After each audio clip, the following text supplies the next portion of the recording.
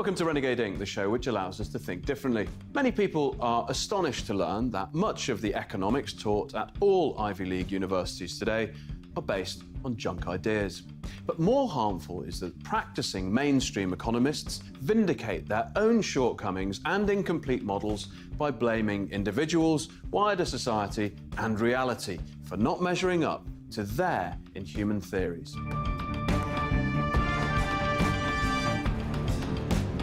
As mainstream economists continue in vain to try and make the world fit into their peculiar models, there is a cohort of heterodox economists who have steadfastly resisted this alternative reality. They're quietly rebuilding the dismal science so it reflects the real world. One of them is Professor Michael Hudson. His latest work calls out the Orwellian language and doublethink that the mainstream economists have been hiding behind for decades. J is for Junk Economics is an important book that restores the original meaning of hijacked words and concepts, so we can have a better chance of restoring social order. I went to one of New York's greatest bars, Pete's Tavern, to catch up with Michael Hudson, one of the world's best economists.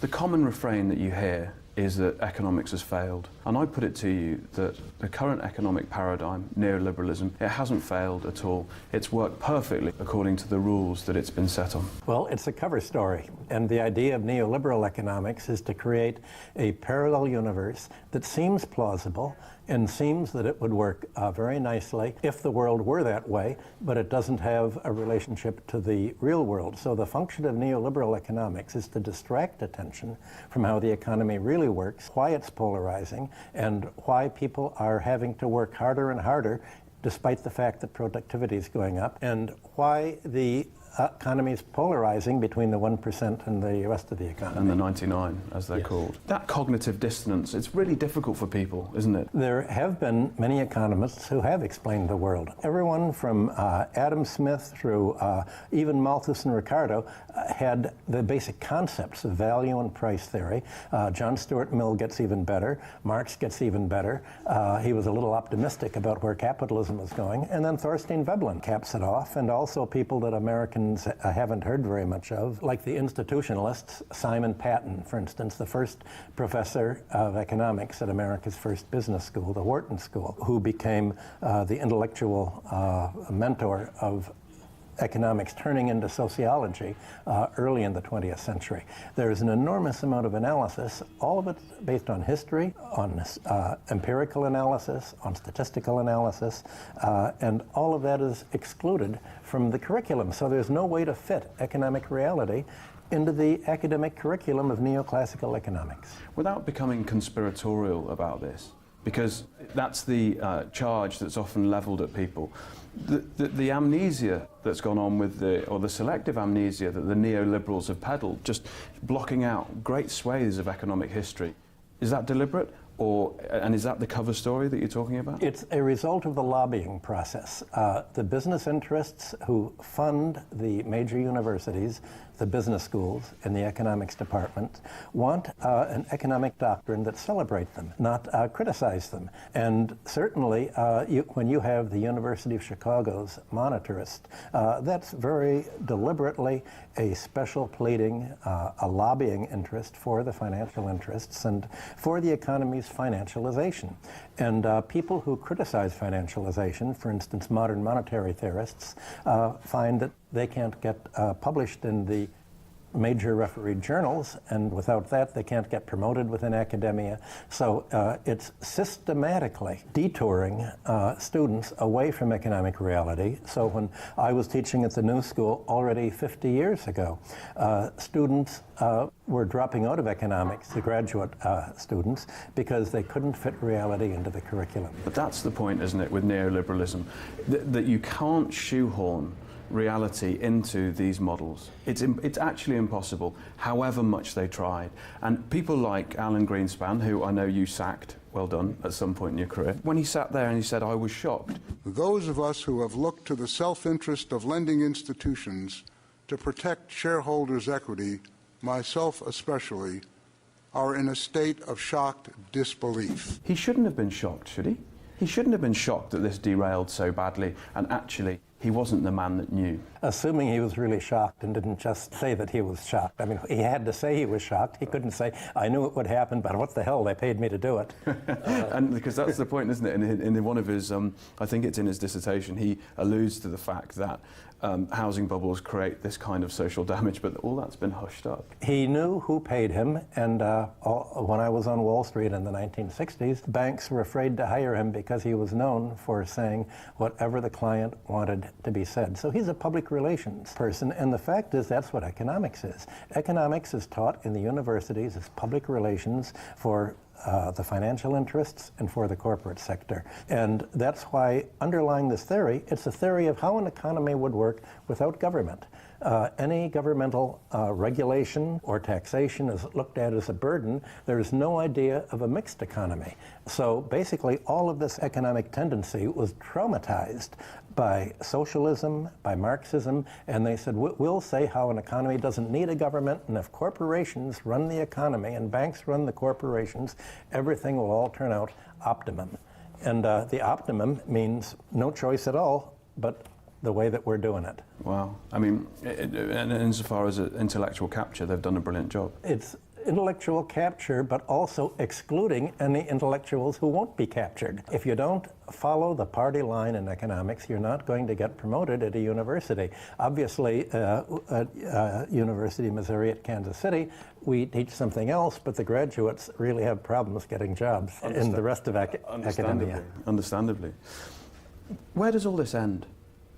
In a crisis but we haven't got out of the 2008 crisis. Right. So far, we're in a slow crash, and it may end with the crash going down and down. And as long as people think that the status quo is the product of natural law, then they'll think if they somehow fail to pay their rent, if they fail to save up for their retirement, if they're broke and have to go deeper and deeper into debt, that it's their fault. And they personalize that failure. Yes. They think, well, if the economy is supposed to be growing, why aren't I growing? I'm left out. It must be my fault. And so you have a psychological depression going along with the economics depression. You have, especially in white working class people and Americans, the death rate's going up, the suicide rate's going up, the drug abuse is going up. All the social indicators, socioeconomic indicators, are all going in the wrong direction. Meanwhile, all the profits and revenues for the 1% are going in the, quote, right direction. Right. It's not. Remember, rich people don't make profit. Only the little people pay taxes. If you make a profit, you have to pay a tax on it. So the rich people make capital gains, or their profits are all made by their affiliates offshore. Ostensibly, they don't have any tax declarable profits at all. There was an innocuous, seemingly innocuous act by a man called John Bates Clark. And John Bates Clark said there's no difference between earned and unearned income. And now when we're talking about the 1% or the elites and talking about capital gains and versus profits, that seemingly innocuous act of saying there's no difference between earned and unearned income has had catastrophic effects, hasn't it? Well, it wasn't so innocuous. The focal point of classical economics, of value and price theory, was to distinguish between the prices of goods and the actual cost value. And the difference was economic rent. Value plus rent equals price. And the idea was that the landlord class, the monopolists, and the bankers didn't really earn their income. They just made money, as John Stuart Mill said, in their sleep. They were coupon clippers if they were financial. They inherited wealth, and that was a charge on society. John Bates Clark said everybody earns whatever they make. Therefore, you should add whatever the landlords get and the banks get to the gross domestic product, because by definition, whatever they earn is their contribution to product. So it's a wonderful circular reasoning. There's no such thing as economic parasitism. There's no such thing as a rentier. There are no such things as unearned income. One of the amazing things about being back in New York, I think I was here a year ago, is an exponential rise in homelessness I've seen. The real estate sector, specifically retail, has been, from what I can see, absolutely battered. And the inequality, even though this is anecdotal and only a feeling that I have, is rising quicker than anything. When you look around, what's happening in the real estate market in New York? Is this the division again between the 99 and the 1%? Well, the average rent in New York is $4,500 a month. That's the average. In order to pay that $4,500 a month, you have to be in the 1% and to do it, and not many people are. Or you have to be a foreigner who's come and just bought a house in New York for when the revolution comes in your country or whatever happens. There's a lot of absentee ownership in New York, a lot of properties owned by people who don't live here. So there's really nowhere for industry or for people who actually work in a field where they make something that competes with other countries. There's no way that a New Yorker can compete with people in other cities or elsewhere in the world when you have to cover a rent of $4,500 a month. Which has driven all the wealth-creating industries out of town. Yes, this used to be a manufacturing center in New York. There used to be, it was an electronics center. It was producing things, and for the last 100 years, the real estate interests have developed a plan of New York. Bob Fitch discussed this in The Assassination of New York.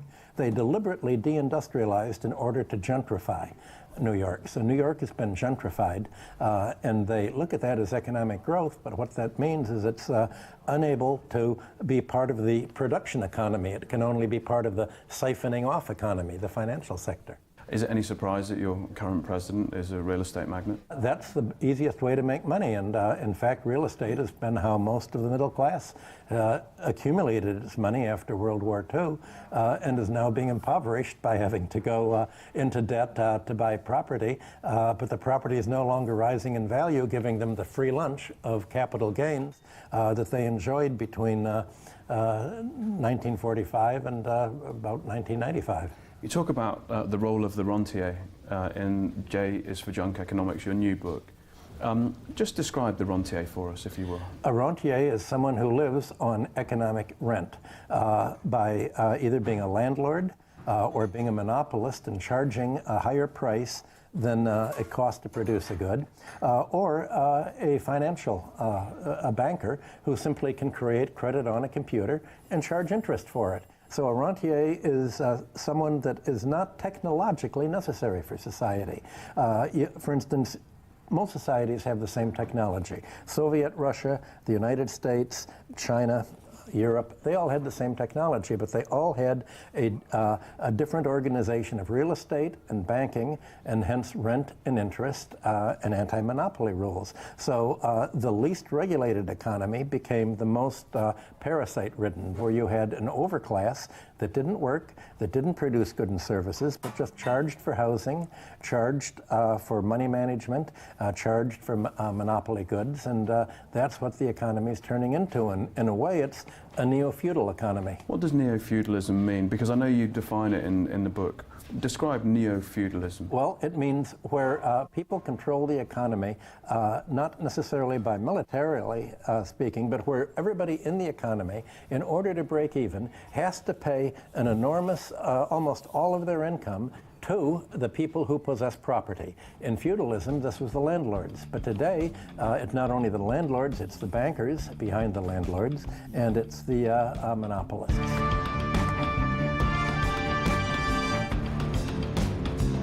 Welcome back to Renegade Inc., the show that allows us to think differently. Before we talk more with Michael Hudson, let's have a look at our favourite tweets in this week's Renegade Inc. Index. First up, we have a tweet from Riley Kirby. Economics is like another language to me. Unfortunately, there's no econ option on Google Translate. Next, we have one from My Knitting Wall. Was recently in New York. So sad to see so many homeless, unemployed, sick people in such a rich country. Next, from Sutton Red Forever. Anyone managed to catch a drop from the trickle down yet? Nope, me neither. And that image is piping all that money and wealth to Panama. Next, from Brian Kavanagh. Yes, the 0.1% live off the private capture of unearned income or economic rent. But isn't that what they call socialism? Next up, from Sarah Abdallah. Remember that time Obama decried fat-cap bankers on Wall Street? Yeah, well, now he gets paid by them. And finally, from Dear Hoof, this is the image Norwegian Air is using to denote the appeal of vacationing in America. We present it without comment. Our book of the week this week has to be J is for Junk Economics by Professor Michael Hudson. As you're a well-read crowd, you should know that you shouldn't ever judge a book by its cover, but it's particularly relevant in this case. The contents of this tome are excellent. The cover, leaves a little to be desired. Adam Smith was the godfather of classical economics, but since its publication, his work has been used as a political football, financiers twisting his words to suit them. Lord Griffiths advocates ruthless individualism to push this idea that if bankers get rich, then we get rich too, through a process known as trickle-down economics, or horse and sparrow theory. If you feed the horse enough oats, some will pass through to the road for the sparrows. The idea is that extreme wealth concentrated on a small minority will eventually trickle down to everyone else. But it doesn't work. Because by the time the money reaches the people at the bottom of our money pyramid, it's lost its purchasing power. Now, a decade on from one of the biggest financial bailouts in history, and looking around after the dust has settled, it doesn't seem that Main Street America got a particularly good deal. Whilst we were talking in New York, I asked Professor Michael Hudson to cut through the media spin and tell us what really happened when the difficult decisions had to be made about who should pick up the tab for Wall Street's recklessness. The Federal Reserve said, we have a choice. They went to President Obama. Who do we save, the banks or the economy? He said, save my constituency, the banks. They're the people who paid for my political campaign. Forget the economy. And his role, as he put it, was to stand between the banks and the mob with pitchforks. He called the people who voted for him the mob with pitchforks, and he denigrated them and just made fun of them before the bankers and said, don't worry, I can bamboozle them and deliver them to you. And that was his job. And that's the job of the Democratic Party. And that's why people finally voted against Hillary and thought that bad as Trump is, he's the lesser evil. My God, that's incredible. Damning indictment of Obama. Yes, just remember that Trump was the lesser evil. Will Obama's legacy be, when we get far enough away, when history really reflects, will it be that this is the guy that bailed out Wall Street, not Main Street? Yes, that's the most important legacy, that he said he was going to protect the homeowners, and 10 million American families were foreclosed upon. He broke every promise he made, but his legacy, of course, is Donald Trump. It's no coincidence that we are sitting in Pete's Tavern.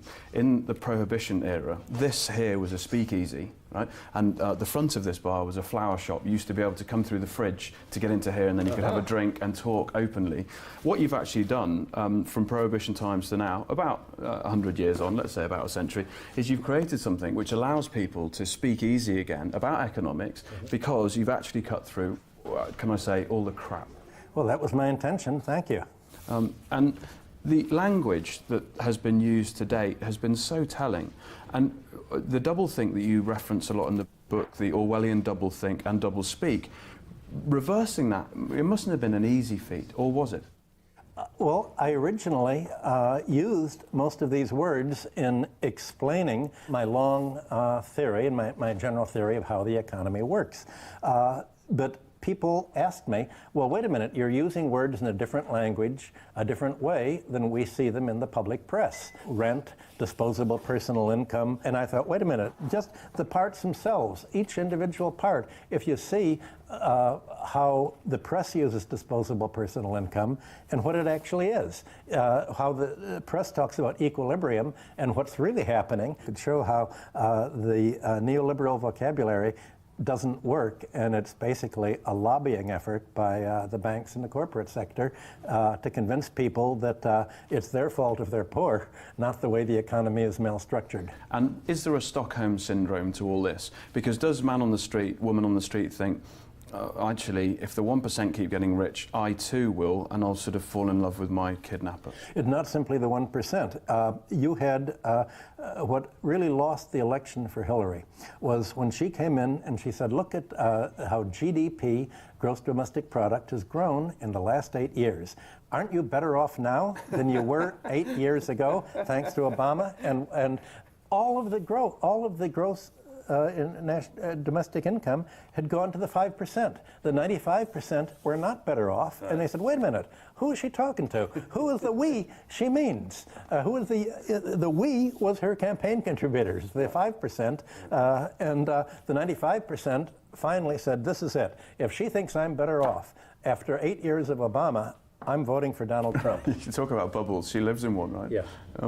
Should she stay in the woods, do you think? I hope so, and be devoured by the bears. Unfortunately, she said she was going to come out of the woods, and even Bill Maher, her supporter, gave a big presentation on this Friday show saying, Hillary, get back in the woods. Don't come out. But the fact is, you have to get rid not only of Hillary, but of the banking class, the Wall Street class that controls the Democratic Party, and knew that they would lose with Hillary and they would win with Bernie Sanders. Let's get back to this language thing. J is for junk economics. I think one of the points at the heart of it is this free market economics. Free market economics. Untangle this for us. Well, here's another Orwellian doublethink. To the classical economists, a free market was a market free of landlords, free of predatory bankers, and free of monopolists. It was where a market in which people were paid according to what they actually produced. But now, over the last 100 years, in the Chicago School, libertarians say a free market is a market without any government interference. It's a market free for the rentiers. It's a market free for landlords to charge whatever they want, free for banks to charge whatever they want, and we're not going to throw a single banker in jail because that wouldn't be a free market. A free market is free for the health insurance industry to make up to 13% of the whole GDP, charge whatever they want as monopolists. So the whole meaning of the words has been reversed. We're living in Orwell's 1984 when it comes to economic terminology. But upholding this status quo and going through this idea of Tina, you know, there is no alternative, which is very much the Thatcherite, and actually I think probably goes back to Pinochet. That's exactly right. Yeah. That's the free market ideal is, in order to have this kind of free market, you have to prevent any alternative. You have to prevent it by military force if necessary, and of course that's what the Chicago boys did in Chile. There was a mass assassination of labor leaders. They closed every economics department in Chile except for the Catholic University. You can't have intellectual freedom and a free market neoliberal style. You have to be totalitarian in order to impose the kind of free market that the Republicans and the Chicago boys want. Let's get to the illusion of choice. Because if neoliberalism isn't going to die, you've got a red and a blue. Or yes, yes please, and yes thank you. What does that mean? The choice is between yes to your policies, yes please to the status quo, and yes thank you to the status quo. But as W.B. Yeats said, the center can't hold. And the center isn't holding. You're having a polarization between the 1% and the 99% that are reduced into a state of debt peonage, basically, where all of the income they earn has to go just to break even by paying the banks, the landlords, and the insurance companies. But here's the point on rent seekers, rentier. The reason why they fight so hard for their life is because they can't innovate, they can't create real wealth, they can't create products that innovate or add value to the real economy. So it's logical, is it not, that the rent seeker would fight the dirtiest fight to keep that monopoly position? They actually could add value and produce, but it's so much easier and more remunerative simply to do a rip-off, to make money by lending to people and make them do the work, make money by buying real estate and just charging more, make money by borrowing money and taking over a company and firing a lot of workers, outsourcing, taking the pension fund. It's easier just to take than to produce, and so it's a policy choice. When you look at the developed West, certainly America, it looks almost like a Roman tragedy. It's exactly like Rome in the sense that the creditors took over, and when the creditors took over, one of the things they did in 133 BC, they killed all the pro-creditor interests. They killed all the Democrats, killed the Gracchi, and for 100 years you had a civil war. The Americans have maintained their role in Latin America by backing dictators, by assassination squads, by the special team. It's polarizing because all the oligarchs took all the money they made financially and they put it into land, and they put it into monopolies, and they put it into military power, and all they had left was military power and the power to destroy other countries like they did in Asia Minor and the other colonies that they looted. And that's all America's left with today militarily. We can bomb anyone like we've bombed Libya and Syria and Iraq, but it's impossible to invade the country because you're not going to have a land army. All you can do is threaten and destroy, and that's the oligarchy's foreign policy. That's it from Renegade Inc. this week. You can drop the team a mail, studio@renegadeinc.com, or tweet us @Renegade Inc. We'd love to hear from you. Join us next week for more insight from those people who are thinking differently. But until then, stay curious.